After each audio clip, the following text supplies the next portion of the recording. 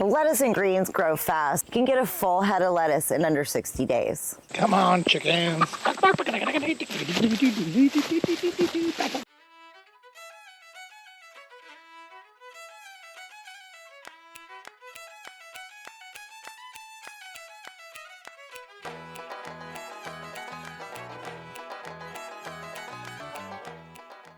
Hi guys, Amanda from Whitewood Acres, and thanks for joining me today.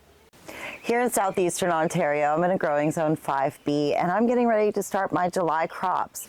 It's actually quite a long list of crops that you can start in July, and depending on where you are, what zone you're in, that can vary. Today we're going to talk about 7 things that I like to plant in July. So right now I'm about 90-ish days away from our first frost. So I have time to plant quite a few things, anything within the 90-day range really. So the first thing that I'm going to start with are beans. Now, depending on the type of bean that you're growing, some of them can mature in 60 days, some are more like 90 days.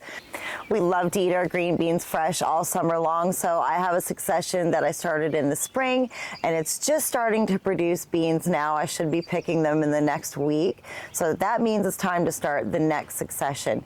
I'll start those now, and by the time these beans are done and I'm taking them out of the garden, the next one should be ready to go in. And that should keep us with fresh green beans for the entire summer and some to store over the winter as well. I'm also starting a crop of long storage dried beans. So I'm doing some Romano beans and some pinto beans. And those typically take a little more like 75 to 80 days to mature. So I'd say in that same category, we could also put peas. Peas will mature in 60 to 70 days, so there's lots of time to do peas. And don't forget to save some of your peas and beans for seeds for next year. Next up is my greens, my lettuce, arugula, spinach. I eat a head of lettuce almost every single day, so I like to keep the lettuce going. I actually succession plant different lettuces once every couple of weeks, so I always have a crop ready to go in. I'll be putting more lettuce in so I can replace that entire crop. We'll also be starting some arugula and some kale as well. Now, depending on where you are and the amount of heat you get in the summer, you might want to look for a bolt-resistant variety. For instance, I'm growing a lettuce called Great Lakes, and it is a bolt-resistant lettuce, and it is kind of a loose head with frilly edges. It's a really nice lettuce. I would say it's a cross between romaine and iceberg. And it's bolt resistant. It actually does really, really well in the summer heat. The lettuce and greens grow fast. You can get a full head of lettuce in under 60 days. So another succession crop for me, which I'll be starting right now, are beets. Our family loves the red and the golden beets. We're not huge fans of the purple beets, so the red and the golden are what will be going in. So beets will mature in under 60 days, usually between 50 and 55. Now, I have noticed one thing between the two varieties of beets. I noticed that the golden beets actually do develop a little bit slower. They will get as large as the red beets, but they tend to take a little bit longer. So I would put those more in like the 65-day range, even though it says 55 on the package. Now, beets are a long storage crop. And when I say long storage, I mean long storage. So I grew my second succession of beets last year, and I just happened to have one left in the fridge. This beet was harvested in October, and it is now July, and it is perfect. It's gorgeous. It's been in the fridge, in the crisper the entire time. It is very firm. And it's perfect, and in fact, it looks so good to me right now. I think I'm going to eat this for dinner tonight.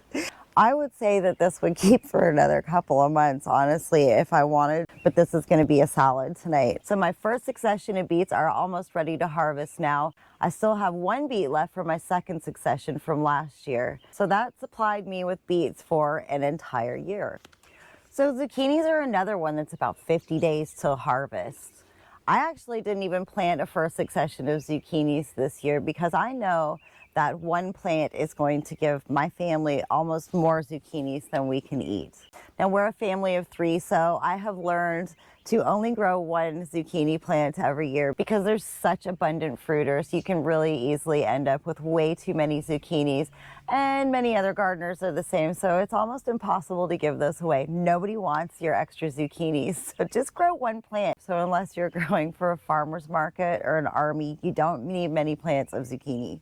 So now's the time to be starting your cold weather crop. Your brassicas, broccoli, cabbage, cauliflower, and maybe your ornamentals like ornamental kale or dusty millers. Now's a good time to get those going so you can put those in your fall planters. Speaking of ornamentals, I like to extend the cut flower season to as long as I possibly can. So I'm growing another succession of zinnias.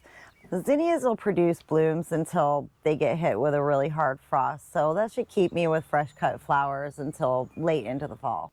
So there's plenty of time to get out there and grow some more stuff. Leave me a comment and tell me what you're growing this July. Thanks for watching. I hope you enjoyed this video and we'll see you on the next one.